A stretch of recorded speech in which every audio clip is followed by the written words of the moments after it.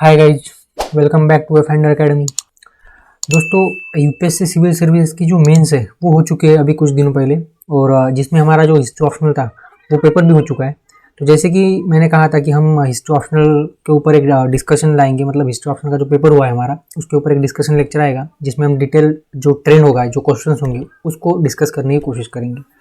तो सुबह मैंने वीडियो डाला था, नहीं शायद शाम को डाला था वीडियो, तो आपने कमेंट्स किए कि आपको भी चाहिए इसके ऊपर डिटेल डिस्कशन।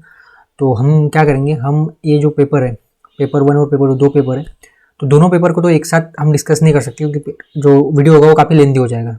हम 4 पार्ट में इस जो हमारा जो पेपर होगा, पेपर 1 एंड पेपर 2, इसको डिस्कस करेंगे। तो आज का जो हमारा लेक्चर होगा वो सिर्फ और सिर्फ एंशिएंट हिस्ट्री के ऊपर होगा, जो एंशिएंट हिस्ट्री वाला पोर्शन है, मतलब पार्ट 1 पेपर 1 का। ओके, तो इसके ऊपर आज हम डिस्कशन करेंगे किस तरीके से क्वेश्चन आए थे, मैपिंग क्वेश्चन आसान थे या नहीं थे, क्वेश्चन स्टैटिक थे या एनालिटिकल थे, आसान थे, क्या आप क्वेश्चन को अटेम्प्ट कर सकते हो। तो ये सब हम अभी देखेंगे, और किस तरीके से जो आपकी स्ट्रैटेजी होनी चाहिए पढ़ने की वो भी आपको यहाँ से समझ में आएगा।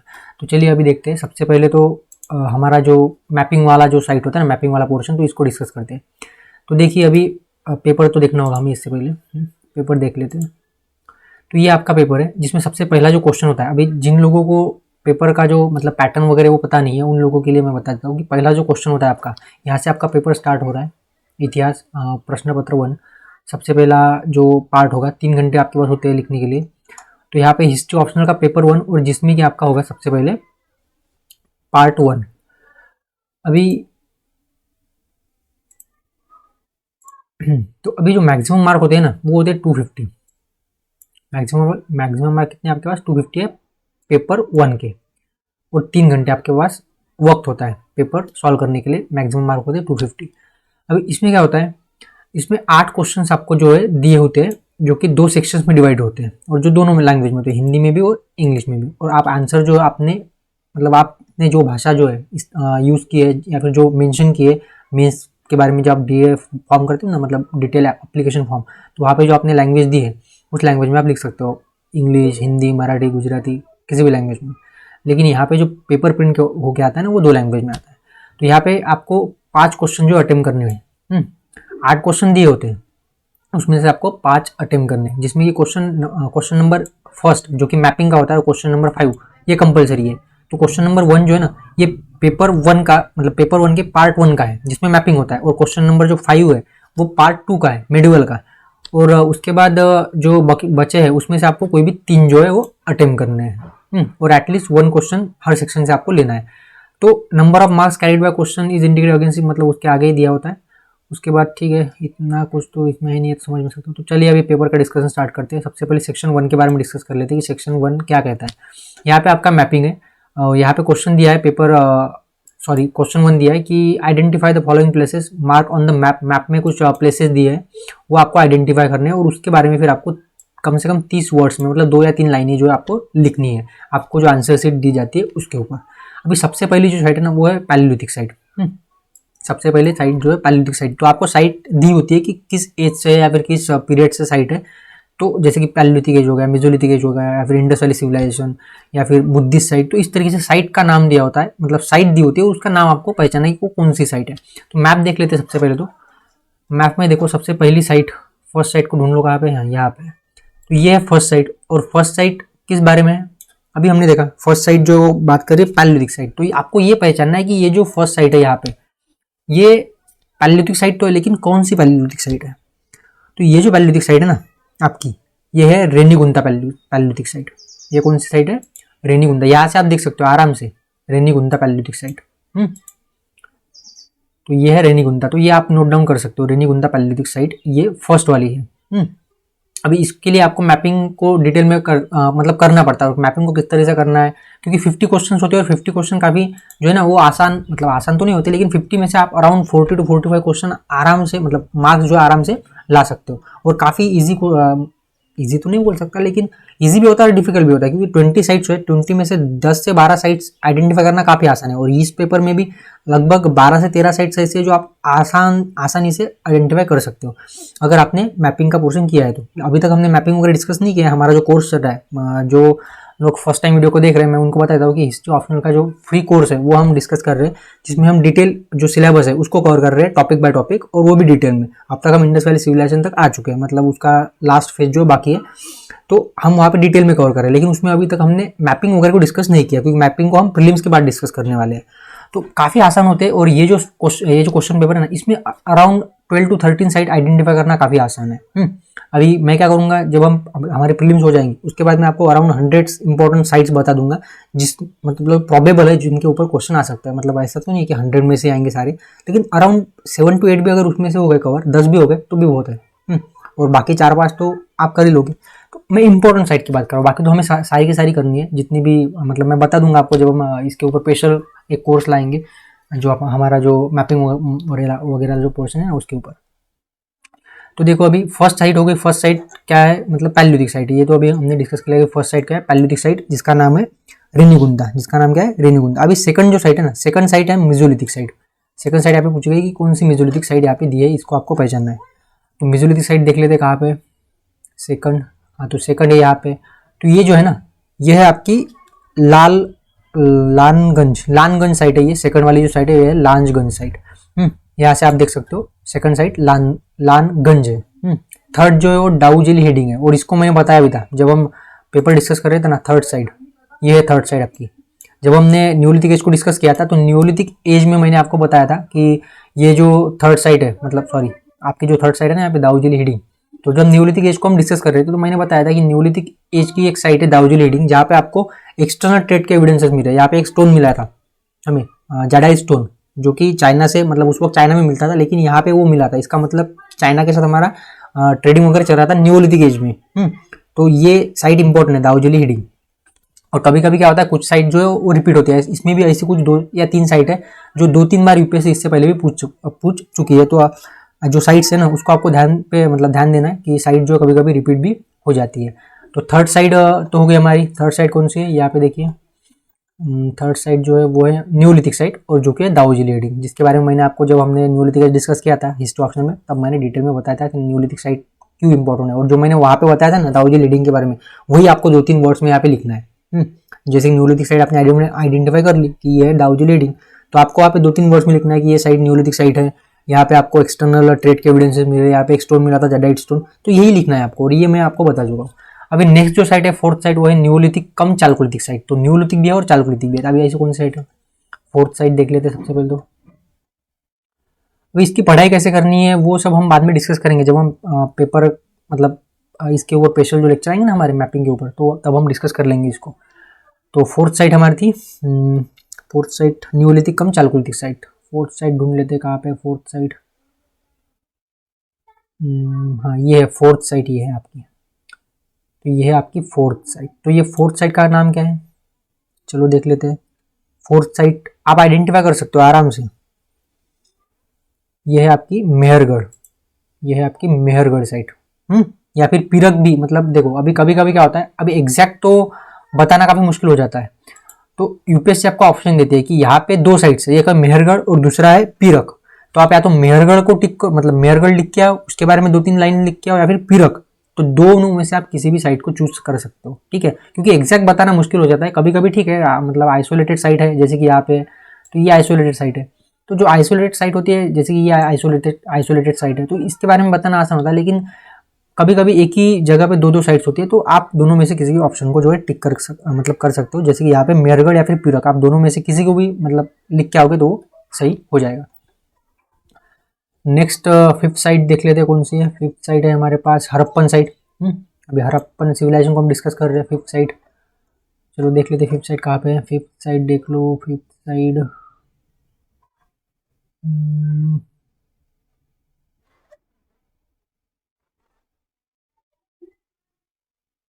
ये है फिफ्थ साइड, ठीक है।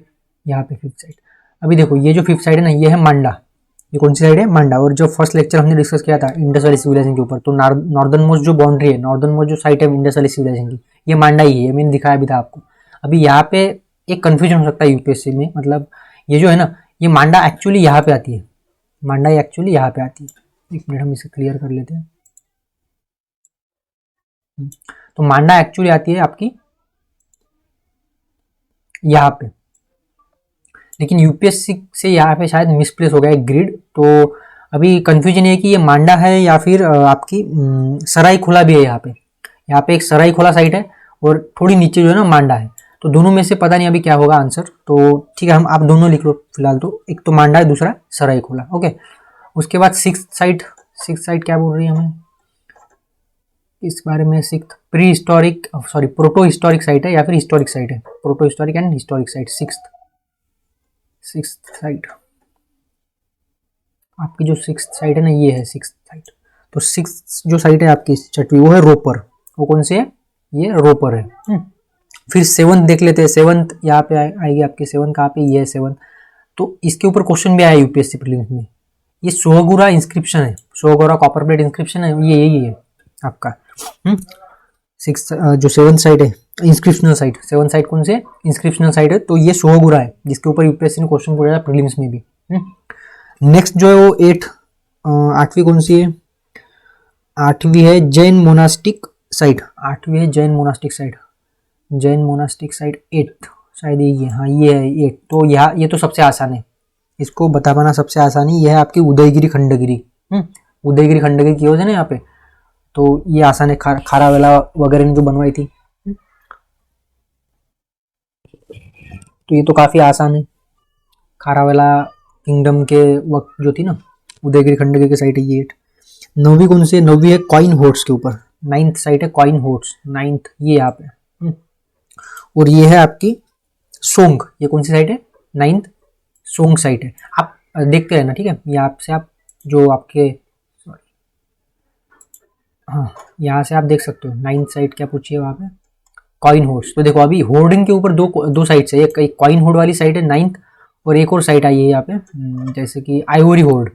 तो मैंने लास्ट लेक्चर में आपको बताया था इंडस वैली सिविलाइजेशन के सील होर्ड्स के बारे में कि सील्स और सीलिंग्स की होर्डिंग्स मिली है एक साइट पे, लोथल पे। तो अभी इस साल तो 2 क्वेश्चन आए हैं होर्ड्स के ऊपर। एक कॉइन होर्ड है 9th साइट जो कि आपकी सोंग है, और एक है आपकी यहाँ पे कितनी साइड है? हाँ 18th नंबर की साइड है आइवरी होर्ड। तो ये जो है वो ये आपकी बागराम है। तो हो सकता है कि आगे चल के यूपीएससी यहाँ पे साइट दे दे आपको, यहाँ पे इस वाले एरिया में, और पूछ ले कि यहाँ पे सील्स एंड सीलिंग्स के होल्डिंग्स मिले और बताओ इस साइट का नाम क्या है।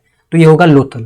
तो इसी तरीके कुछ इंपॉर्टेंट साइट्स को हम प्रिडिक्ट कर सकते हैं। तो ये ऐसे 100 साइट्स को मैं आपको दे दूंगा जब हम साइट्स के ऊपर डिस्कशन लेंगे ना, और बताऊंगा भी कि इन साइट्स को आप कैसे याद रख सकते हो। बेसिकली आपको ऐसा ग्रिड पैटर्न बनाना होता है, ऐसी सीधे लाइन, फिर इस तरीके से आपको ग्रिड पैटर्न बनाना होता है। तो ठीक है, ये तो अभी मतलब हमें डिस्कस नहीं करना है, ये तो हम जब अलग से डिस्कशन करेंगे तब देख लेंगे।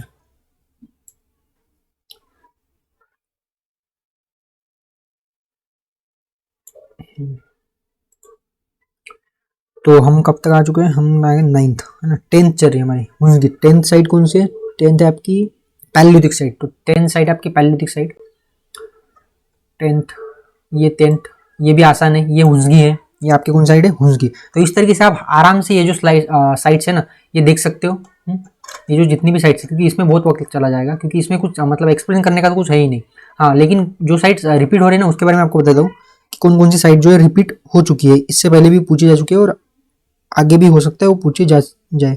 सिरपुर नाम की साइड है 14th नंबर की जो साइड है ना, 14th कहाँ पे? तो पॉलिटिकल एंड कल्चरल सेंटर, ये जो साइट है ना ये 2-3 बार यूपीएससी इससे पहले पूछ चुके हैं। 14th नंबर की साइट ये और ये जो है ना ये आपकी यहाँ पे आती है 14th। ये है 14th और ये है सिरपुर। तो ये 2 से 3 बार यूपीएससी ये साइट पूछ चुके हैं, क्योंकि किसी को पता ही नहीं है।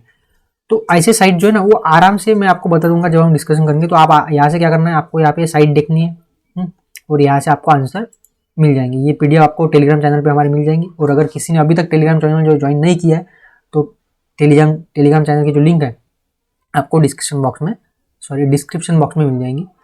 थोड़ा मैं थक गया हूँ ना तो इसलिए आवाज़ ठीक से नहीं आ रही है,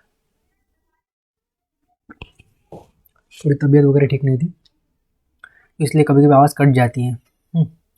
तो यहाँ से आप आराम से इन जो 20 साइड से इनको देख सकते हो। और अगर 20 में से आपने अगर 15 से 16 भी अगर आप सही करके आ गए ना, क्योंकि यहाँ पे निगेटिव मार्किंग तो है नहीं, तो 15 से 16 भी अगर आप सही करके आ गए तो आपके अराउंड कितने क्वेश्चन मतलब कितने मार्क्स 45 to 46 जो क्वेश्चन मतलब मार्क्स जो है 50 में से आ जाएंगे। और बहुत है ये, आप आराम से 300 प्लस स्कोर कर सकते हो। और ज़्यादातर आपको स्कोरिंग यहीं पे करना है, जो मैपिंग वाला पोर्शन है ना यहाँ पे, क्योंकि यहाँ पे कितनी साइड से आपके पास 20 साइट्स, अराउंड 20 साइट्स आपके पास दिए, और 20 में से अगर आपने कोई भी 10, जैसे कि यहाँ पे रेनीगुंटा को आइडेंटिफाई करना आसान था, दाऊजी लीडिंग आसान थी, मेहरगढ़ आसान थी, मांडा आसान थी, रोपर भी आसान थी, सोगुरा भी थी, उदयगिरी, सोंग भी आसान है, हुंगी भी आसान है, भीमबेटका भी आसान है, वल्लभी भी आसान है, क्योंकि ये क्या है, वल्लभी ये सेंटर्स ऑफ लर्निंग्स है ना, वल्लभी जो है ना, ये क्या है 13 नंबर देख लेते हैं, एंशियंट लर्निंग सेंटर। तो एंशियंट लर्निंग सेंटर तो हमारे पास 3 ही है, एक है वल्लभी, दूसरा कौन सा है, दूसरा है नालंदा, और तीसरा है विक्रमशिला। तो ये आसान है आइडेंटिफाई करना।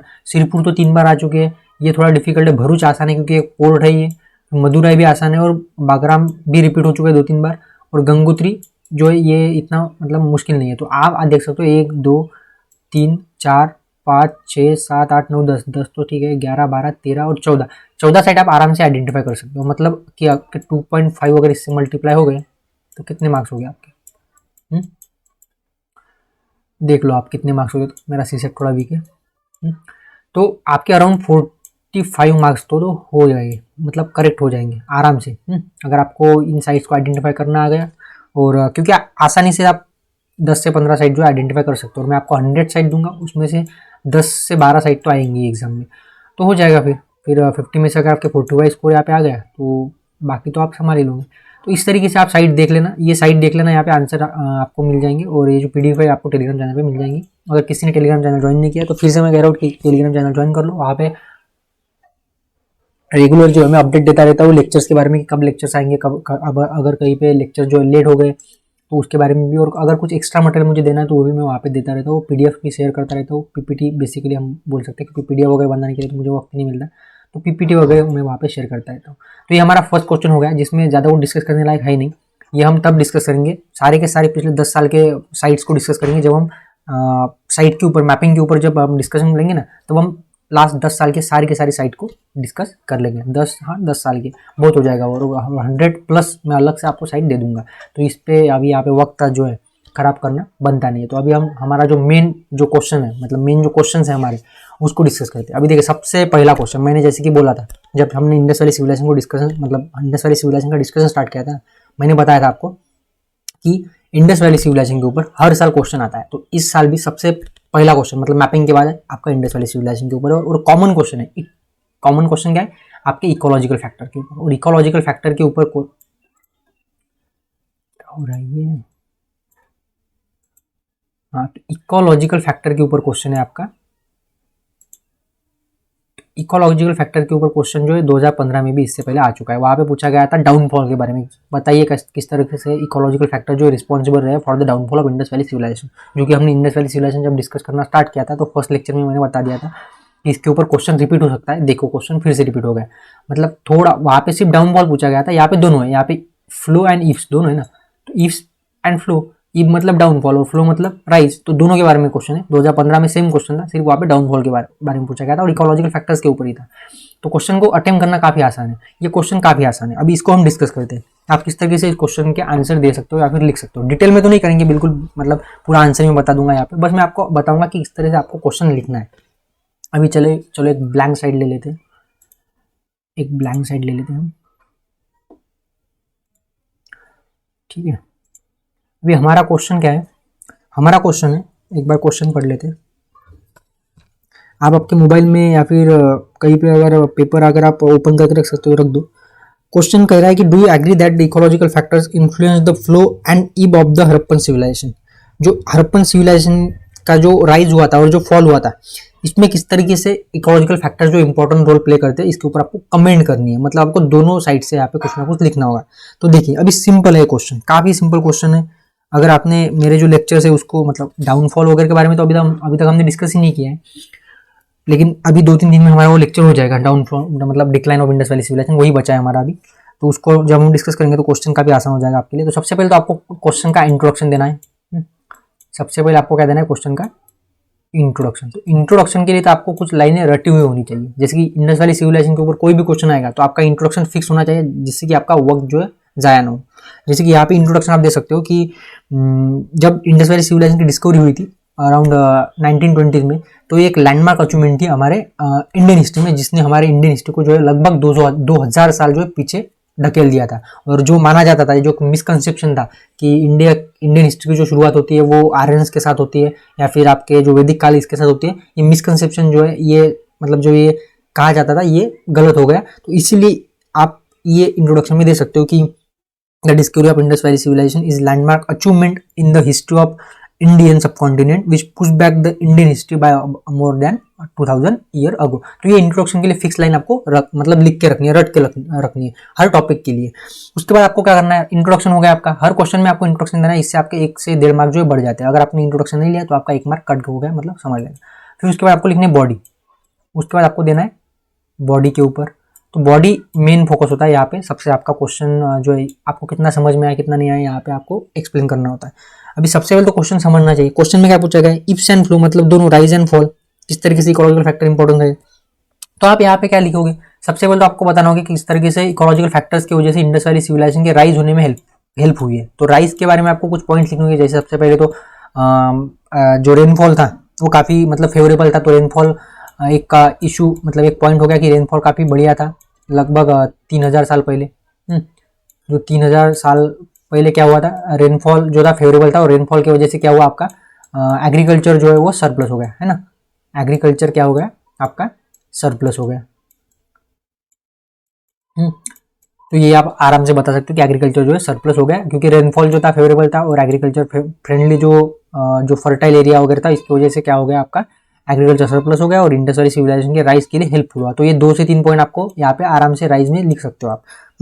अभी आपको क्या बताना है, उसके बाद आपको बताना है फ्लड के बारे में, उसके बाद फ्लड नहीं फॉल के बारे में। राइज हो गया, ज़्यादा पॉइंट नहीं लिखने आपको, 2 से 3 ही पॉइंट लिखने, क्योंकि वक्त नहीं होता हमारे पास इतना। बस आपको कम से कम वर्ड्स में ज़्यादा से ज़्यादा एक्सप्लेन करना है, और अगर हो सके तो यहाँ पे आप डायग्राम्स का इस्तेमाल कर सकते हो। जैसे कि अगर आपने ऐसे एक डायग्राम बना दी, ठीक है, डायग्राम तो गलत हो गया। अगर आपने ऐसे डायग्राम बना दी,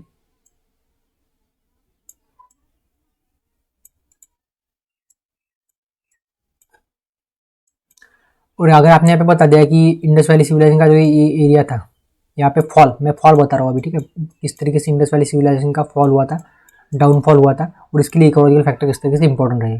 तो राइज तो हो गया, 2 फैक्टर 2 इंपॉर्टेंट, एक तो मानसून फेवरेबल था उसकी वजह से एग्रीकल्चर सरप्लस हुआ, फर्टाइल एरियाज था, फर्टाइल ट्रैक थे, वहाँ पे नेचुरल वेजिटेशन काफी अच्छा था। ये कुछ आप पॉइंट्स वहाँ पे दे सकते हो आराम से राइज में। और फॉल में क्या बताना है आपको, फॉल में आपको बताना है कि सबसे पहले क्या हुआ, सबसे पहले तो मानसून शिफ्ट हुआ, ये एक रीजन बताया जाता है। मानसून जो है ना, मानसून आपका शिफ्ट हुआ ईस्टवर्ड, तो मानसून ईस्टवर्ड शिफ्ट हुआ, तो इस तरीके से आप डायग्राम निकाल सकते हो वहाँ पे।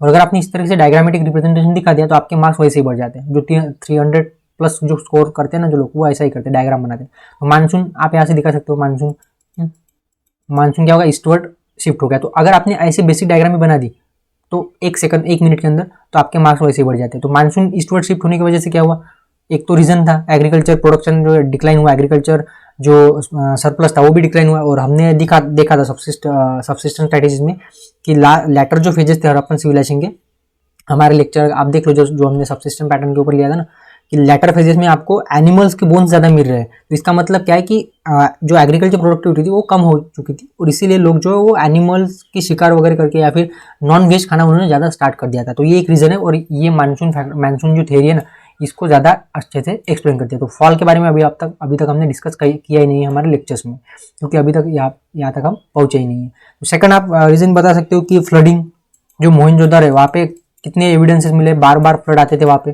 तो फ्लडिंग एक इकोलॉजिकल फैक्टर्स थे। उसके बाद क्लाइमेट चेंज हुआ, मैंने मतलब बहुत बार बता चुका हूँ मैं, क्लाइमेट चेंज एक इंपॉर्टेंट फैक्टर था इंडस वैली सिविलाइजेशन के डिक्लाइन के लिए। इसलिए जो आपका ये एरिया है ना राजस्थान, ये जितना फर्टाइल था उस वक्त, अभी यहाँ पे अरिडिटी है, क्यों है, क्योंकि क्लाइमेट चेंज हुआ था। उसके बाद आप बहुत आराम से बता सकते हो कि फोर्थ जो रीजन था वो आपका जो सरस्वती रिवर थी ना, सरस्वती रिवर, आपकी जो सरस्वती रिवर है, तो सरस्वती रिवर यहाँ पे ड्राइड अप होगी, उसका बेड जो है मतलब ड्राइड अप हो गया, तो वहाँ पे जो वहाँ की जो सिविलाइजेशन थी उसको तो अफेक्ट होगा, क्योंकि रिवर ही वहाँ पे अभी है ही नहीं। तो ये एक रीज़न है। फिफ्थ रीज़न आप बोल सकते हो आराम से कि वहाँ पे जो वेजिटेशन है, नेचुरल वेजिटेशन, इसका इस्तेमाल उन्होंने काफ़ी ज़्यादा कर लिया था, इंडिस्क्रिमिनेट यूज़ किया था उन्होंने वेजिटेशन का, तो इसकी वजह से भी जो हड़प्पन सिविलाइजेशन डाउनफॉल हो गया। तो ये 5 पॉइंट्स आपके पास फॉल के लिए और 2 से 3 पॉइंट अगर आपको राइज के लिए, तो आपका आंसर हो गया। और मार्क्स कितने इसको, मार्क्स पूछे, मार्क्स है 20 मार्क्स। तो इंट्रोडक्शन के लिए आपको 1 से 1.5 मार्क मिल जाएगा।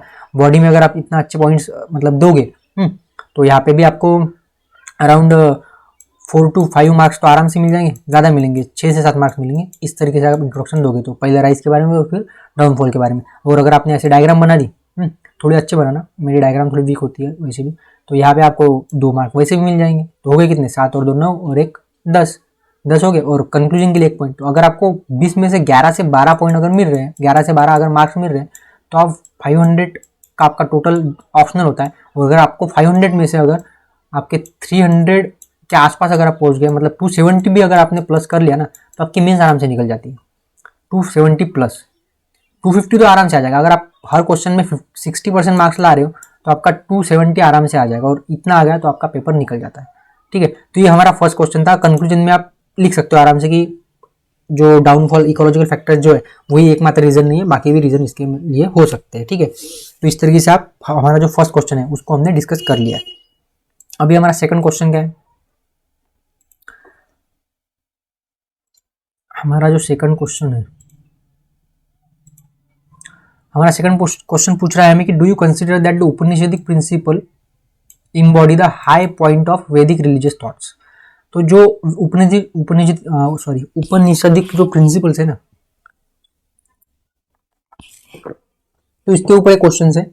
तो इसको हम अभी देख लेते हैं, डिस्कस कर लेते हैं डिटेल में। पहले क्वेश्चन समझ लो।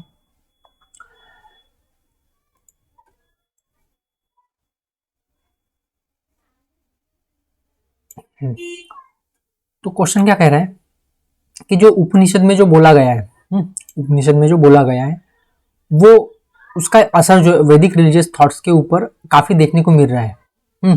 ऐसा क्वेश्चन में बोला गया है। क्या आप मानते हैं कि उपनिषदिक सिद्धांत वैदिक धार्मिक विचारों की उच्च स्थिति को मूर्त रूप देते हैं? और इसके ऊपर आपको कमेंट करने के लिए बोला गया है। अभी देखो, सबसे पहले क्वेश्चन समझना आसान, मतलब काफी इंपॉर्टेंट हो जाता है। अगर क्वेश्चन समझ लिया आपने 50% आपका काम वैसे हो जाता है।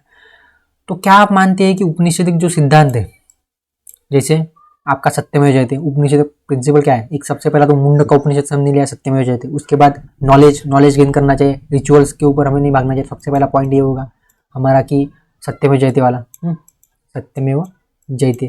सेकंड पॉइंट आपका यहाँ पे हो जाएगा नॉलेज गेन करो, रिचुअल्स के पीछे मत भागो। सेकंड पॉइंट ये हो गया। थर्ड पॉइंट आपको आराम से आप दे सकते हो, कौन सा दे सकते हो आप थर्ड पॉइंट? थर्ड पॉइंट आप दे सकते हो यहाँ पे जो आपके जो फिलोसोफर्स इमर्ज हो रहे थे, फिलोसोफर्स, तो उनकी philosophy regarding the religion of universe वगैरह, sorry regarding the origin of universe वगैरह। ओके। और फोर्थ पॉइंट आप दे सकते हो नॉन वायलेंस वाला, फोर्थ पॉइंट नॉन वायलेंस। तो नॉन वायलेंस को आप डिस्कस कर सकते हो कि किस तरीके से नॉन वायलेंस का इंपॉर्टेंट, मतलब नॉन वायलेंस वाला एक इंपॉर्टेंट इशू रहा है, मतलब एक इंपॉर्टेंट पॉइंट रहा है, प्रिंसिपल रहा है। और श्रमणिक रिलीजन के ऊपर इसने काफ़ी इफेक्ट किया है, इफेक्ट किया है जो कुछ भी है। जैसे कि बुद्धिज्म, जैनिज्म, इनका जो है ना उदय हुआ था, तो इनके ऊपर इनका काफ़ी इफेक्ट है। और इसके ऊपर क्वेश्चन 2014 में आ चुका है, 2040 में इसके ऊपर क्वेश्चन आया था कि किस तरीके से उपनिषदिक प्रिंसिपल्स का इंपैक्ट है आपके श्रमणिक रिलीजन के ऊपर। तो ये नॉन वायलेंस वाला पॉइंट जो है आप वहाँ पे भी इस्तेमाल कर सकते हो। तो ये 4 पॉइंट है ना, इन 4 पॉइंट को आपको इलेबोरेट करना है। और इसको अगर आपने अच्छे से इलेबोरेट कर दिया तो आप इस क्वेश्चन का आंसर आराम से दे सकते हो। किस तरीके से उपनिषदिक प्रिंसिपल जो है उसने वैदिक रिलीजियस जो थॉट्स है उसको अफेक्ट किया था, और जो वैदिक रिलीजियस जो सोसाइटी थी वो आप किस तरीके से रिफ्लेक्ट होती है इन थॉट से, ये आप आराम से वहाँ पे डिस्कस कर सकते हो। सबसे पहले तो मुंडक का उपनिषद का आपको एग्जाम्पल देना, सत्यमेव जयते वाला। सैक्रिफाइसेस का आपको एग्जांपल देना है कि किस तरह से सैक्रिफाइसेस जो कम हो गए थे जब उपनिषद जो काल है ना, काल जो आ गया था 600 BC के आसपास। तो जब से आपके उपनिषदों के ऊपर ज़्यादा डिस्कशन बहस करना स्टार्ट हो गया था लोगों के बीच, तो आपके जो सैक्रिफाइसेस है, जो सेरेमोनियल जो चीज़ें होती थी उसका इंपॉर्टेंस कम हो गया था। फिर नॉलेज वगैरह गेन करना चाहिए, ये इन्होंने बोला था हमें। फिलोसॉफर्स काफ़ी आ गए थे। तो ये जो फिलोसॉफर थे, ये फिलोसॉफर्स यूनिवर्स के ओरिजिन के बारे में डिस्कस करते थे और काफ़ी ज़्यादा फिलोसॉफिकल क्वेश्चन डिस्कस करते थे। तो इनका सारा इंपैक्ट जो है आपको वैदिक रिलीजियस थॉट्स के ऊपर देखने को मिलेगा। तो इस तरीके से आप इस क्वेश्चन को अटेम्प्ट कर सकते हो। ओके, तो ये हो गया हमारा third question, sorry second question of this period. Next question देख लेते हैं। नेक्स्ट क्वेश्चन कह रहा है कि analyse the significance of external influence and indigenous development on post modern art. तो पोस्ट मॉडर्न जो आर्ट था इसके ऊपर आपका एक्सटर्नल इन्फ्लुएंस कहाँ तक था और इंडिजिनस डेवलपमेंट किस तरीके से थी। पोस्ट मॉडर्न पीरियड में आर्ट जो डेवलप हुआ है ना वो कितना इंडिजिनस था और कितना उसके ऊपर एक्सटर्नल इन्फ्लुएंस था, तो इसको आपको डिस्कस करना है। काफी सीधा सा क्वेश्चन है, स्टैटिक क्वेश्चन है, डायरेक्ट क्वेश्चन है, फैक्चुअल क्वेश्चन है। देखो आपको इतना पता होना चाहिए, अभी हमने ये डिस्कस नहीं किया है, अभी हमारा सिलेबस बाकी है, बहुत बाकी है, अभी हमने तो स्टार्ट किया है। तो यहाँ पे आप फर्स्ट पॉइंट दे सकते हो, आपको 3 चीजें पता होनी चाहिए। एक गांधारा स्कूल, दूसरा अमरावती स्कूल, आपने पढ़ा होगा, इनको नहीं पढ़ा तो कोई बात नहीं, हम पढ़ लेंगे आगे। और तीसरा है आपका, तीसरा कौन सा स्कूल है आपका, मथुरा स्कूल। तो ये 3 स्कूल्स जो है पोस्ट मॉडर्न आर्ट के एग्जाम्पल्स है, फाइन मतलब एकदम बढ़िया एग्जाम्पल आप दे सकते हो। इसमें से जो गांधारा वाला है ना इसके ऊपर एक्सटर्नल इन्फ्लुएंस था, और जो अमरावती स्कूल्स और मथुरा है ये इंडिजिनसली डेवलप थे। तो बस आपको इन 3 पॉइंट्स को इलेबोरेट करना है कि किस तरीके से गांधारा स्कूल के ऊपर कुशानाज ने जो एक्सटर्नल जो आपका जो इन्वेजन हुआ था, जैसे ग्रीको और रोमन इन्वेजन, फिर कुशाना वगैरह आए, तो इसका इम्पैक्ट कितना था गांधारा स्कूल के ऊपर, क्योंकि गांधारा स्कूल जो था ना वो था नॉर्थ ईस्टर्न एरिया में, नॉर्थ वेस्टर्न एरिया में, सॉरी ये इंडिया, तो यहाँ पे आपका गांधारा स्कूल डेवलप हुआ था।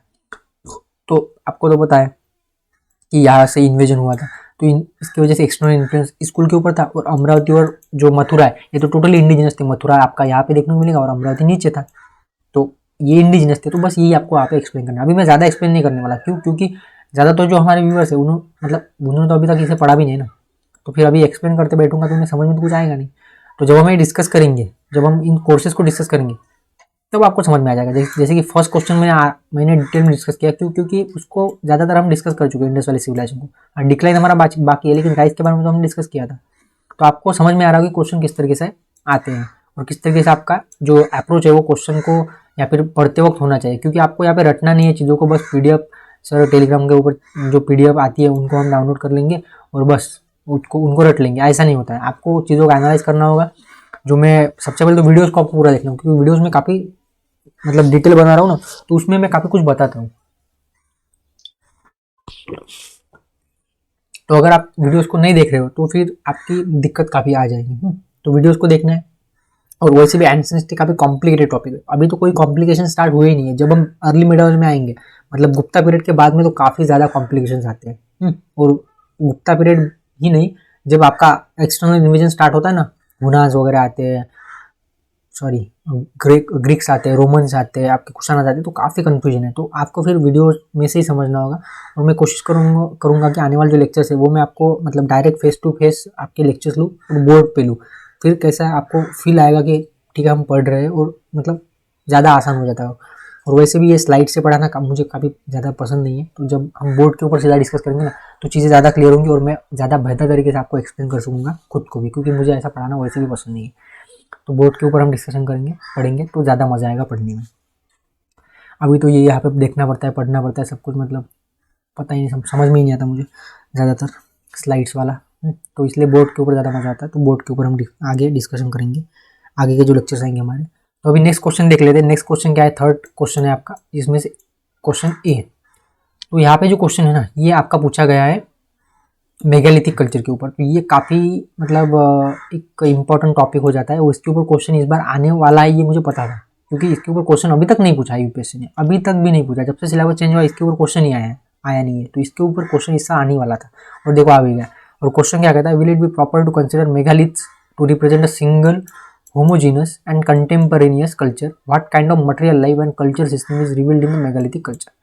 क्वेश्चन पूछ रहा है कि क्या आप मानते हो या फिर जो माना जाता है कि मेगालिथ जो एक सिंगल होमोजीनियस कंटेम्पोरेनियस कल्चर था, मतलब कि ये एक होमोजीनियस कल्चर था, यहाँ पे कोई एक्सटर्नल इन्फ्लुएंस नहीं था वगैरह वगैरह, और यहाँ की जो मटेरियल लाइफ जो कल्चरल सिस्टम थी वो किस तरीके की थी, ये यहाँ पे पूछा गया है। एक तो पूछा गया कि ये कल्चर होमोजीनियस था, सिंगल था, यहाँ पे कोई एक्सटर्नल इन्वेजन नहीं था, मतलब सब तरीके के लोग जो है वो एक ही ढांचे में रहते थे, ऐसा यहाँ पे क्वेश्चन का कहना है। मतलब क्वेश्चन पूछ रहा है आपसे कि जो माना जाता है कि सब लोग एक तरीके से एक ढांचे में रहते थे, एक होमोजीनियस कल्चर था, क्या ये सही है? और दूसरा पूछा गया है कि मेगालिथिक कल्चर किस तरह से अपनी मटेरियल लाइफ और कल्चरल सिस्टम को रिवील कर रहा है। तो ये जो क्वेश्चन है ना, ये क्वेश्चन मैं ज़्यादा डिस्कस नहीं करूँगा, क्योंकि ये क्वेश्चन आपको मैं डिस्कस भी करूँ ना तो समझ में नहीं आएगा। क्यों नहीं आएगा? क्योंकि अभी तक आपको मेगालिथिक कल्चर के बारे में पता ही नहीं है, ज़्यादातर लोगों को तो पढ़ते ही नहीं, और प्रीलिम्स पॉइंट ऑफ व्यू से मेगालिथिक के ऊपर कुछ आता ही नहीं है।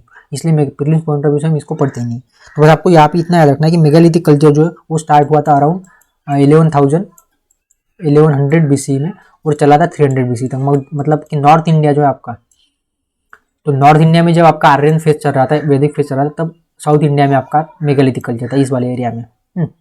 और मेगालिथिक कल्चर को ज़्यादातर 3 फेज में डिवाइड किया जाता है। एक होता है चेम्बर्ड, 3 फेज है इसके, एक चेम्बर्ड है, सेकंड आपका अनचेम्बर्ड है, और थर्ड जो है that is not connected to graves. मतलब मेगालिथिक कल्चर क्या था बेसिकली, मेगालिथिक कल्चर अगर आपको पता नहीं है तो मैं एक थोड़ा शॉर्ट में बता देता हूँ कि मेगालिथिक कल्चर में क्या होता था, जो लोग थे वो अपने जो मतलब ब्यूरियल्स वगैरह थी ना, ब्यूरियल सिस्टम उनकी, वो ये इस तरीके से थी कि बड़े बड़े पत्थर से उस तक मतलब ग्रेवयार्ड बनाते थे और उसमें फिर उनको दफनाते थे। तो एक तरीके का इस तरीके का कल्चर था कि जिसमें बड़े बड़े पत्थर से यूज किए गए, इसलिए इसे मेगालिथिक कहा गया। मेगा मतलब कि लार्ज और लिथिक मतलब कि स्टोन, तो लार्ज स्टोन्स का जिन्होंने इस्तेमाल किया है ऐसे लोग उसे कहा जाता है मेगालिथिक कल्चर। इसीलिए ऐसा कहा जाता है कि ये लोग जो थे ना होमोजीनस थे, मतलब ये बाहरी दुनिया से काफी अलग थे और बस अपने में रहते थे। तो यही आपको यहाँ पे पूछा गया है।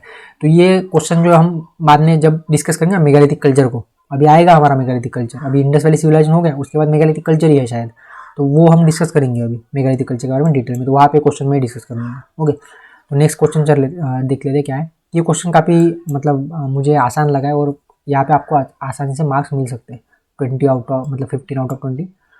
तो how would you characterise the nature of modern state. Modern state का नेचर किस तरीके से आप बताओगे बोलते हो, on the basis of Kautilya Arthashastra. तो यहाँ पे आपको एक बात याद रखनी है कि यहाँ पे सिर्फ और सिर्फ अर्थशास्त्र के बेसिस पे आपको यहाँ पे लिखना है। ऐसा नहीं कि आपको यहाँ पे आप मेगास्थनीज को ला लोगे, नहीं, बिल्कुल नहीं। मेगास्थनीज को आपको यहाँ पे नहीं लाना है, क्योंकि यहाँ पे कौटिल्य के अर्थशास्त्र के बेसिस पे आपको नेचर पूछा गया है मॉडर्न स्टेट का। तो आपको ये बात याद रखनी है, तो या फिर आप मेगालिथिक मतलब मेगास्थनीज वाले पॉइंट में यहाँ पे कुछ लोग ऐड कर देंगे तो फिर मार्क्स जो है माइनस हो जाते हैं।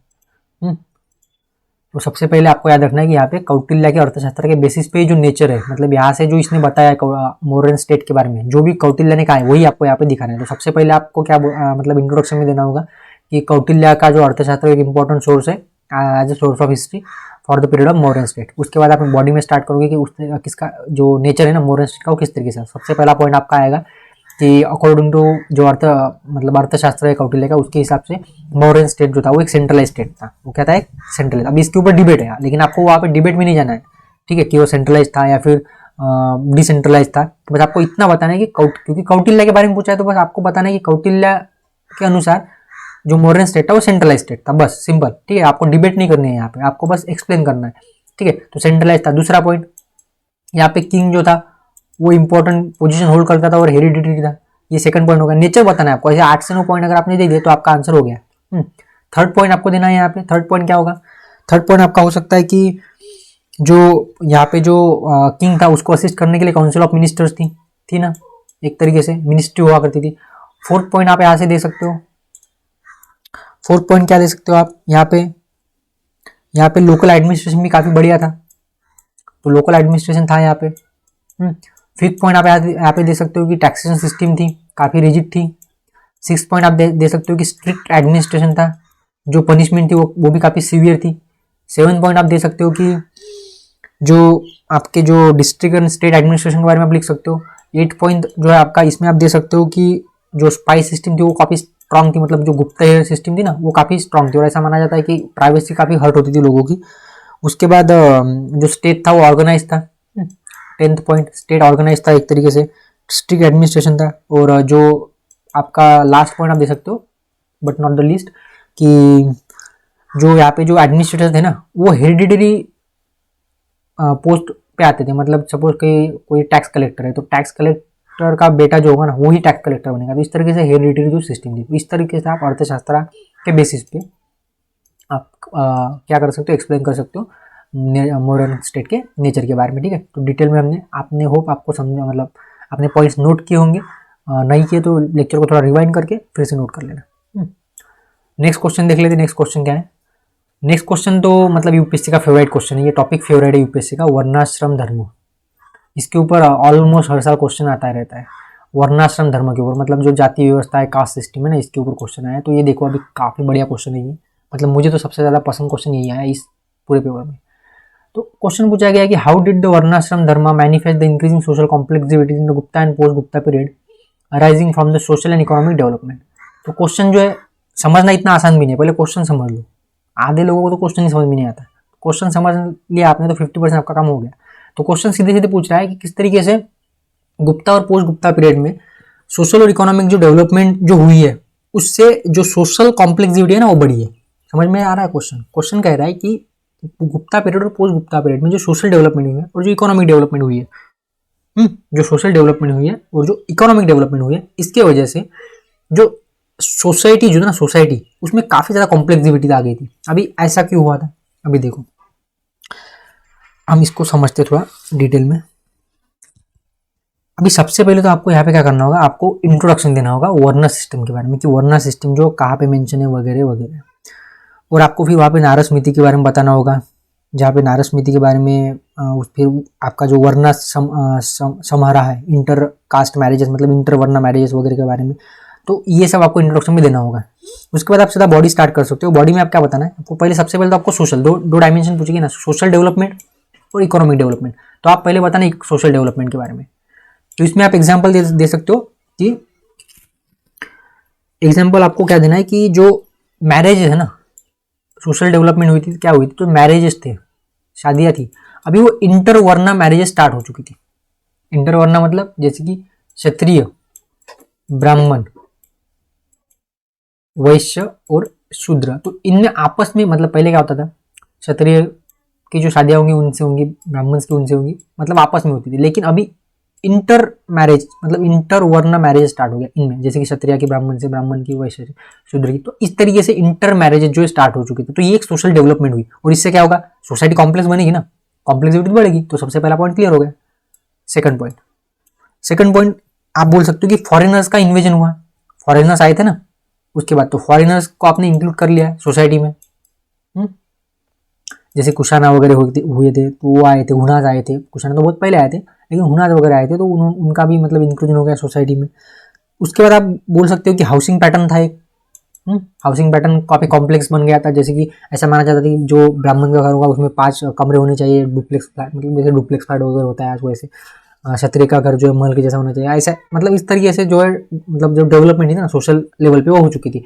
और सबसे मेन बात पता है, इकोनॉमिक फ्रंट में आप बता सकते हो कि इकोनॉमिक चेंजेस काफी हुए थे। सबसे पहले तो आपका आप बोल सकते हो कि वर्ना बेस्ड जो है ना, वर्ना बेस्ड गिल्ड सिस्टम स्टार्ट हुई थी। वर्ना बेस्ड मतलब caste based guild system, guild system मतलब जो ट्रेडर्स थे, जो मर्चेंट थे, इनके ऑर्गेनाइजेशन।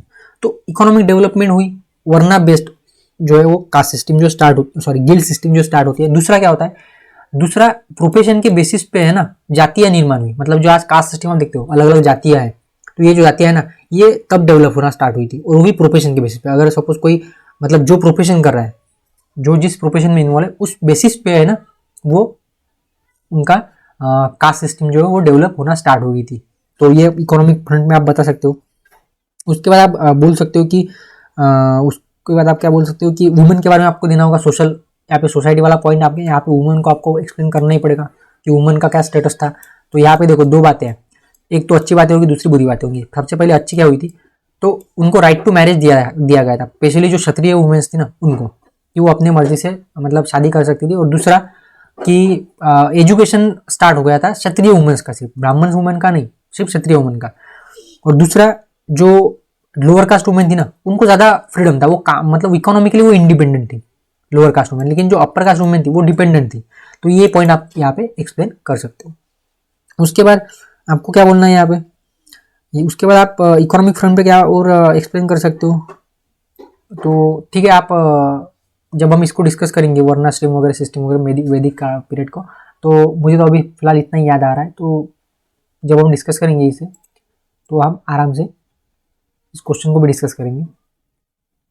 तो ये पॉइंट्स आपको देने, इस तरीके से आपको क्वेश्चन लिखना है और फिर कंक्लूजन में आप लिख सकते हो कि किस तरीके से जो सोशल एंड इकोनॉमिक फ्रंट पे जो डेवलपमेंट हो रही थी उसके वजह से आपकी सोशल कॉम्प्लेक्सिटी बढ़ी है। और कुछ आप जो है ना बैलेंसिंग भी, जो कंक्लूजन होना चाहिए वैसे हमेशा बैलेंसिंग होना चाहिए। ठीक है, तो हम किस तरीके से कंक्लूजन देना चाहिए, आंसर राइटिंग के ऊपर हम क्या करेंगे, एक आधे मतलब आप बता दो कि आपको क्या आंसर राइटिंग के ऊपर क्वेश्चन मतलब एक तरीके से कोई कोर्स चाहिए कि आंसर राइटिंग के ऊपर, तो कमेंट बॉक्स में बताओ मुझे कि आंसर राइटिंग के ऊपर हमें कोई मतलब कोर्स वगैरह लॉन्च करना चाहिए स्पेशल आंसर राइटिंग के लिए। तो वहाँ पे मैं बताऊंगा कि किस तरीके से इंट्रोडक्शन देना चाहिए, किस तरीके से बॉडी होनी चाहिए, किस तरीके से आपका कंक्लूजन होना चाहिए। नेक्स्ट क्वेश्चन देख लेते हैं बुद्धिज्म से रिलेटेड। तो इसके ऊपर तो क्वेश्चन होता ही है बुद्धिज्म के ऊपर, फेवरेट टॉपिक है यूपीएससी का, बुद्धिज्म जैनिज्म। तो क्वेश्चन है कि the political and economic needs of the rulers combined with the economic and status needs of the merchant class together provide the respective cultural milieu in the Buddhist flourish. Comment X. ठीक है, question को समझ लो पहले, question क्या कर रहा है। Question सीधे सीधे आपको ये पूछ रहा है कि जो रूलर्स जो थे ना, रूलर्स, उसके बाद मर्चेंट क्लास, रूलर्स और मर्चेंट क्लास। तो रूलर्स और मर्चेंट क्लास जो थे, इनकी जो नीड्स थी, क्या वो नीड्स प्लस पॉलिटिकल और economic needs of rulers and merchant class together provide the respect to cultural milieu in the, हाँ ठीक है समझ में आ गया अभी क्वेश्चन, पहले थोड़ा गलत हो गया है। तो क्वेश्चन क्या कह रहा है कि जो रूलर्स थे और मर्चेंट क्लास थे, इनकी जो नीड्स थी, पॉलिटिकल नीड्स हो गई, इकोनॉमिक नीड्स हो गई, क्या इसने एक तरीके से इम्पेटस प्रोवाइड किया बुद्धिज्म के डेवलपमेंट के लिए। मतलब कि रूलर्स जो होंगे वो उनकी पॉलिटिकल नीड्स होंगी और जो मर्चेंट क्लास होंगे उनकी इकोनॉमिक नीड्स होंगी। तो क्या इन दोनों ने मिलके क्या इन दोनों की नीड्स ने मिलके बुद्धिज्म के लिए एक फेवरेबल ग्राउंड तैयार किया था डेवलपमेंट के लिए, for the development of Buddhism. तो अभी देखो, काफ़ी आसान क्वेश्चन है, क्वेश्चन अगर समझ में आया हो तो, वरना नहीं। अभी देखो, सबसे पहले तो हम देखते हैं पॉलिटिकल नीड्स। सबसे पहले हम क्या देखेंगे, पॉलिटिकल नीड्स ऑफ रूलर्स। अभी आपको पता है वर्ना सिस्टम थी, और वर्ना सिस्टम में सबसे ऊपर रखा गया था ब्राह्मण्स को, फिर उसके बाद आते थे क्षत्रिय। तो अभी इनके पास पैसा तो बहुत था क्षत्रिय के पास, लेकिन स्टेटस इनका नीचे था ब्राह्मण्स के। तो इनको तो बुरा लगेगा ही ब्राह्मण्स को, क्षत्रिय को। तो इनकी पॉलिटिकल नीड्स हुई ना, क्योंकि और बुद्धिज्म ने क्या किया है, बुद्धिज्म में क्षत्रिय को ऊपर रखा गया और ब्राह्मण्स को इनके नीचे रखा गया। हाँ, जो ब्राह्मणी का रिलीजन है इसमें ब्राह्मण को सबसे ऊपर रखा गया, क्षत्रिय को इनके नीचे रखा गया। और बुद्धिज्म ने क्या किया, बुद्धिज्म ने क्षत्रिय को ऊपर रखा और ब्राह्मण को इनके नीचे रखा। तो पॉलिटिकल नीड्स तो हुई ना रूलर्स की, सेटिस्फाई हो गई। तो ये पॉइंट आप यहाँ पे दे सकते हो, आराम से दे सकते हो। क्यों, तो एक तरीके से ब्राह्मणिज्म को साइडलाइन कर दिया था बुद्धिज्म ने और उनके फिलोसॉफी ने। दूसरा पॉइंट आप ये दे सकते हो स्टेटस वाला। उसके बाद तीसरा पॉइंट आप दे सकते हो कि किस तरीके से जो अजात शत्रु वगैरह थे या फिर बिम्बिसारा थे, इन रूलर्स ने बुद्धिज्म वगैरह को सपोर्ट किया था। तो एक तरह से बुद्धिज्म भी फ्लरिश हुआ और जो आपकी जो पॉलिटिकल नीड्स थी रूलर की वो भी एक्सप्लेन हुई। ज़्यादा पॉइंट नहीं है, 2 से 3 पॉइंट, 3 से 4 पॉइंट आप यहाँ पे दे सकते हो। क्वेश्चन 20 मार्क्स का है, तो 3 से 4 पॉइंट बहुत है। एक तो आप सबसे पहले बताना कि ब्राह्मणिज्म में किस तरीके से क्षत्रिय को सेकंड स्टेटस पर रखा था, लेकिन क्षत्रिय जो है उनके पास पैसा तो बहुत था लेकिन स्टेटस नहीं था समाज में, तो वो स्टेटस चाहते तो ये 2 पॉइंट तो यहाँ पे हो गए। तीसरा पॉइंट आप बोल सकते हो कि यहाँ पे आप क्या बोल सकते हो, आप बोल सकते हो कि बुद्धिज्म ने क्षत्रिय को ऊपर रखा तो ब्राह्मण एक तरीके से साइड लाइन हो गए। तो इस तरीके से आप कुछ पॉइंट्स यहाँ पे एक्सप्लेन करके मतलब क्वेश्चन को दे सकते हो। उसके बाद जो मर्चेंट जो है ना, मर्चेंट क्लास के बारे में जो इकोनॉमिक नीड्स थी। अभी देखो वैदिक रिलीजन में ना उधार मांगना गलत माना जाता था, उधार मांगना यूजरी वॉज नॉट अलाउड। यूजरी मतलब लोन लेना, बोरो करना, ये अलाउ नहीं था इन वैदिक रिलीजन। तो मर्चेंट तो उनका धंधा ही चलता है उधारी पे, जो बिजनेसमैन वगैरह होते हैं उनका धंधा उधारी पे चलता है। तो इनको तो नीड्स थी और बुद्धिज्म कहता था कि नहीं ऐसा कुछ नहीं, आप उधार ले सकते हो।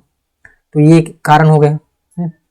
सबसे मेन तो कारण यही था, सबसे मेन कारण यही था कि बुद्धिज्म को सपोर्ट जो हुआ है ना मर्चेंट क्लासेस से, तो ये सबसे पहला कारण ये था। उसके बाद आप और क्या कारण दे सकते हो, मुझे तो अभी कोई कारण यहाँ पे याद आ नहीं रही बुद्धिज्म के फ्लरिश के लिए मर्चेंट क्लासेस के द्वारा। तो ठीक है, इतना ही बहुत है अभी, मतलब जितना याद आ गया उतना ही मैंने डिस्कस किया आपसे। जब हम बुद्धिज्म को डिस्कस करेंगे तो फिर तब तो हम डिटेल में डिस्कस करेंगे ना इस टॉपिक को, तब हम यहाँ पे डिटेल में डिस्कस करेंगे।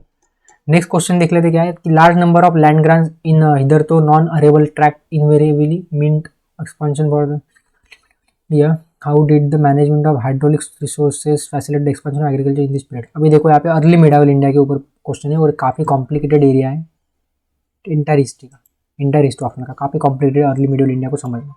यहाँ पे क्या बोला गया है कि जो लार्ज नंबर ऑफ जो लैंड ग्रांट हुए थे ना, उसने एक तरीके से हेल्प किया है नॉन अरेबल ट्रैक्ट में भी एग्रीकल्चर के एक्सपांशन के लिए अर्ली मिडावल इंडिया में। और आगे पूछा गया है कि किस तरीके से जो हाइड्रोलिक रिसोर्सेज थे उनके मैनेजमेंट की वजह से आपका एग्रीकल्चर एक्सपांड हुआ है। मैं क्वेश्चन फिर से पढ़ता हूँ, फिर से समझाता हूँ। पहला पार्ट ये कह रहा है कि किस तरीके से जो लैंड ग्रांट हुए ना अर्ली मिडिवल, मतलब लैंड ग्रांट स्टार्ट हुआ था आपके सातवाहन से, तो तब से लेके अर्ली मिडिवल इंडिया आने तक कि लैंड ग्रांट ने किस तरीके से रोल प्ले किया है non arable tract. Non arable tract मतलब जहाँ पे खेती नहीं होती थी तो वहाँ पे भी खेती स्टार्ट हो गई। ये पहला पार्ट है कि लैंड ग्रांट एक इंपॉर्टेंट फैक्टर रहा है in the expansion of agriculture in non arable tract. और दूसरा है कि किस तरीके से हाइड्रोलिक रिसोर्सेज, मतलब जो इरिगेशन वर्क था ना आपका, इरिगेशन में आप क्या बोल सकते हो आप, इरिगेशन में पॉइंट आप वो अरगट्टा सिस्टम थी, अरगट्टा सिस्टम थी ना एक, अरगट्टा सिस्टम अभी तो आपने नहीं पढ़ा होगा, ठीक है, जब हम पढ़ेंगे तो मैं बताऊंगा। अरगट्टा सिस्टम थी एक, तो ये इरिगेशन के लिए यूज होती थी। तो इसके ऊपर आपको यहाँ पे बताना है सेकंड पॉइंट में, तो इसने भी एग्रीकल्चर एक्सपेंस के लिए हेल्पफुल है। तो यहाँ पे सीधा सीधा आपको 2 से 3 पॉइंट देने।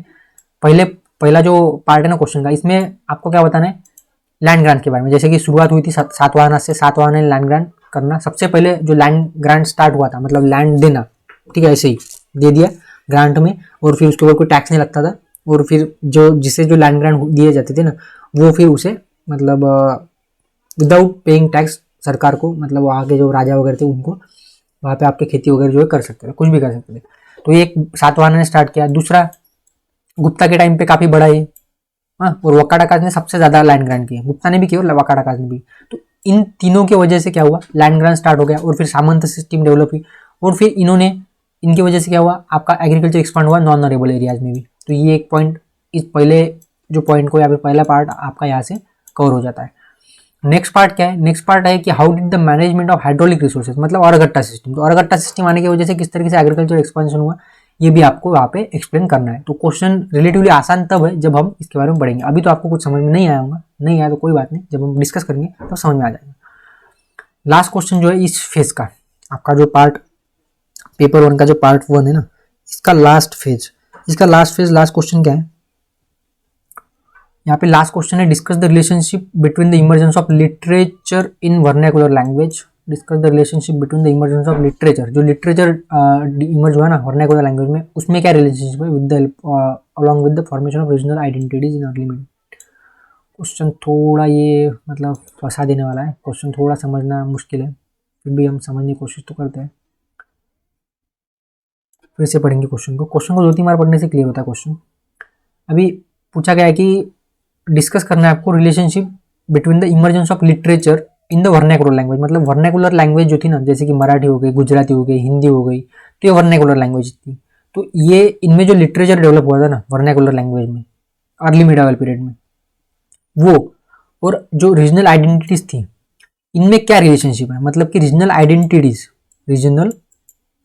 आइडेंटिटीज प्लस आपकी जो जो लिटरेचर था इन वर्नाकुलर लैंग्वेज, इनमें क्या रिलेशन है पूछा गया है। अभी ये क्वेश्चन काफ़ी मतलब आसान नहीं, सबसे डिफिकल्ट क्वेश्चन अब तक जो हमने डिस्कस किया इसमें। क्यों? क्योंकि ये क्वेश्चन सबसे पहले तो समझने में इतना वक्त लग गया हमें, वहाँ पे तो हमारे पास सिर्फ 7 से 8 मिनट होते हैं एक क्वेश्चन को टैकल करने के लिए। तो अगर ऑप्शन में अगर ऐसे क्वेश्चन निकल जाते हैं, ऑप्शन में मतलब हमें सारे क्वेश्चन तो डिस्कस नहीं करने ना, लिखने नहीं, कुछ ऑप्शन में होते हैं, तो ऑप्शन में अगर ऐसे क्वेश्चन निकल जाते हैं तो इसको छोड़ देना चाहिए। लेकिन अभी तो हमें डिस्कस करना है, अभी हम डिस्कस करें। तो देखो जैसे कि आपका कौन सा रूलर था, जब याद नहीं आ रहा है क्या रूलर का नाम था, वकाटाका नहीं, चोला नहीं, राष्ट्रकूटा रूलर, जो राष्ट्रकूटा जो रूलर थे ना, तो राष्ट्रकूटा रूलर के दौरान जो था ना वो क्या हुआ था, कन्नड़ लिटरेचर डेवलप हुआ था, हाँ कन्नड़ी लिटरेचर डेवलप हुआ था शायद, ठीक है। एक काम करते हैं, इस क्वेश्चन को हम कल डिस्कस करेंगे, इस क्वेश्चन को मुझे देखना होगा, मतलब जो हमारा नेक्स्ट पार्ट होगा ना मेडिवल पीरियड वाला सेक्शन भी हम डिस्कस करेंगे ना अभी कल नेक्स्ट पार्ट में, तो तब हम इस क्वेश्चन को डिटेल करेंगे, क्योंकि अभी मुझे कुछ चीज़ें जो है वो याद नहीं आ रही है, कुछ एक पॉइंट्स है जो कि याद नहीं आ रहे, रूलर्स के नाम याद नहीं आ रहे मुझे, बाकी तो क्वेश्चन बस क्वेश्चन तो समझ में आ गया हो ना आपकी। क्वेश्चन क्या कह रहा है, क्वेश्चन कह रहा है कि क्वेश्चन वैसे समझ में आ गया कि क्वेश्चन कह रहा है कि जो लिटरेचर जो इमर्ज हुआ था वर्नाकुलर लैंग्वेज में, जैसे कि हिंदी हो गया, गुजराती हो गया, मराठी हो गया, बंगाली हो गया, उसके बाद तमिल, तेलुगु, तो ये और जो रीजनल आइडेंटिटीज थी, मतलब जो रीजनल रूलर्स वगैरह थे, इनमें क्या रिलेशनशिप है, किस तरीके से रीजनल आइडेंटिटीज ने हेल्प किया है जो लिटरेचर है उसको डेवलप करने में वर्नाकुलर लैंग्वेज में। तो ये क्वेश्चन है सीधा सीधा, तो क्वेश्चन समझ में आ गया। लेकिन कुछ नाम्स मुझे याद नहीं आ रहे, कुछ नेम्स है ऐसे राजाओं के और कुछ रूलर्स के और जो कुछ लैंग्वेजेस जो डेवलप है ना उसके ऊपर थोड़ा हम मैं नेक्स्ट लेक्चर में डिस्कस करूंगा, जब हम जो सेकंड पार्ट है हमारा सेक्शन बी इसको डिस्कस करेंगे। अभी एक बार देख लेते हैं क्वेश्चन। यहाँ पे देखो, जैसे कि हमारा फर्स्ट पार्ट में मैपिंग वाला क्वेश्चन है 50 मार्क्स के लिए, तो वहाँ पे सेम यहाँ पे 50 मार्क्स के लिए क्वेश्चन है, answer the following in 150 words, 10 marks हर एक क्वेश्चन के लिए, 5 क्वेश्चन है और ये भी कंपलसरी है आपको। जैसे मैपिंग वाले क्वेश्चन कंपलसरी है वैसे ये भी कंपलसरी है। तो फर्स्ट क्वेश्चन क्या है, discuss the different stages of Indian feudalism and analyse it's impact on Indian political system. तो ये काफी इंपॉर्टेंट टॉपिक है अर्ली मिडिवल इंडिया का, फ्यूडलिज्म, इंडियन फ्यूडलिज्म, और काफी कॉम्प्लिकेटेड टॉपिक है। अर्ली मिडिवल इंडिया में इंडियन फ्यूडलिज्म किस तरीके से डेवलप हुआ था, और इसका जो सबसे बड़ा कारण था ना वो ही था लैंड ग्रांट, जो मैंने बताया था ना। जैसे कि सातवाहना ने स्टार्ट किया, फिर गुप्ता के टाइम पे भी काफ़ी ज़्यादा लैंड ग्रांट हुए, और सबसे ज़्यादा लैंड ग्रांट जो है वो बड़े किस वकाटाकास, और वकाटाकास कब थे, अर्ली मिडावल पीरियड में। तो अर्ली मिडावल पीरियड में इंडियन फ्यूडलिज्म जो है काफ़ी डेवलप होता है, सामंतशाही डेवलप होती है, और इससे काफ़ी ज़्यादा सोसाइटी को नुकसान होता है। कुछ इसके प्लस पॉइंट भी होंगे, वो भी हम डिस्कस करेंगे जब हम इस टॉपिक को डिस्कस करेंगे, या फिर कल जब हम इस टॉपिक को डिस्कस करेंगे, ठीक है।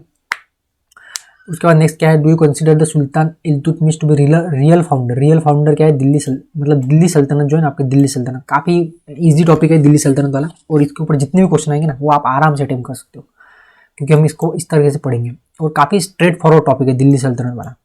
और क्वेश्चन आते ही है तो आपको सीधा सीधा पूछा गया कि इल्तुतमिश जो है ना, इल्तुतमिश, तो ये रियल फाउंडर है क्या, डिस्कस करना है। सिंपल क्वेश्चन है, बताना है आपको। अगर आपको लगता है तो, नहीं लगता है तो फिर वो भी बताओ। Identify the different categories of Persian literature. Persian literature के ऊपर क्वेश्चन है, विच इमर्ज ड्यूरिंग दिल्ली सल्तनत। क्वेश्चन आसान है, इजी है, दिल्ली सल्तनत के ऊपर फिर से। Examine the causes of Babur success against Ibrahim Lodi, ये तो सबसे आसान क्वेश्चन है, in the first battle of Panipat. मतलब मेडिवल इंडिया जो ना रिलेटिवली ईजी है, जब हम डिस्कस करेंगे मेडिवल इंडिया उसमें काफ़ी वक्त है अभी, तो आपको समझ में आएगी मेडिवल इंडिया काफ़ी आसान है। उसके बाद discuss the attitude of Chishti saint. Chishti जो सेंट है, जो सिलसिला थे, चिश्ती सिलसिला हो गया, उसके बाद शुभ्रवादी वगैरह, तो इस तरीके से कुछ सिलसिला थे, मतलब कुछ ऑर्डर्स थी सूफीज़म में, सूफीज़म की ऑर्डर्स, तो सूरावादी संत हो गए। तो इसका एटीट्यूड जो है गवर्नमेंट की तरफ, काफ़ी आसान क्वेश्चन है, ये भी काफ़ी आसान क्वेश्चन है। तो 50 मार्क्स तो यहाँ से आपके आराम से निकल जाएंगे।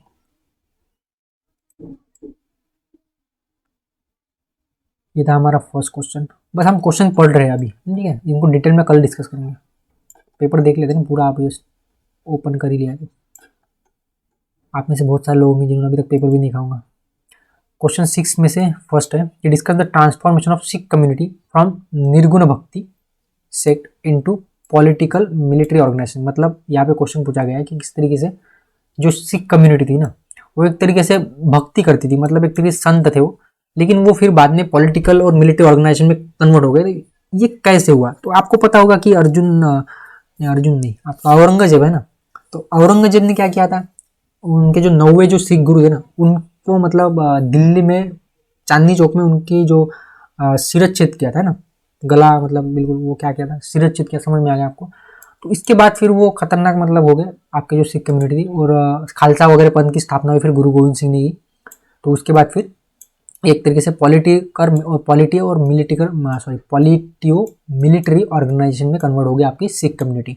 तो यही उसका कारण था, यही आपको यहाँ पे डिस्कस करना है। क्वेश्चन आसान है, मिडिवल हिस्ट्री आसान ही है। Give your assessment of Bahlol Lodhi's relation with his nobility. तो इसके नोबिलिटी के साथ बहलोल लोधी के क्या रिलेशन थे, काफ़ी खराब रिलेशन थे, खुलेआम इंसल्ट करता था उनकी वो बहलोल लोधी। तो क्वेश्चन आसान है, और इसी की वजह से थोड़ा डाउनफॉल हुआ है लोधियों का। Examine the basic features of Mughal tomb. Mughal tomb के basic features Mughal tomb architecture के with the special reference to Taj Mahal. Question ये भी आसान ही है। उसके बाद 7th क्वेश्चन है, discuss the importance of iqta system. Iqta system के ऊपर क्वेश्चन है, दिल्ली सल्तनत के ऊपर फिर से क्वेश्चन है। How did it help in centralise administration of Delhi Sultanate. तो दिल्ली सल्तनत के सेंट्रलाइज एडमिनिस्ट्रेशन में किस तरीके से इक्ता सिस्टम का इंपॉर्टेंट रोल है। क्वेश्चन आसान है। Right, why is the reign of Khaljis known as the Khalji revolution. ये भी क्वेश्चन बढ़िया है। The late 17th century Mughal India is considered to be period of jagirdari crisis. और इसी की वजह से आपका जो मुगल का डिक्लाइन हुआ ना वो इसी की वजह से, जागीरदारी क्राइसिस की वजह से।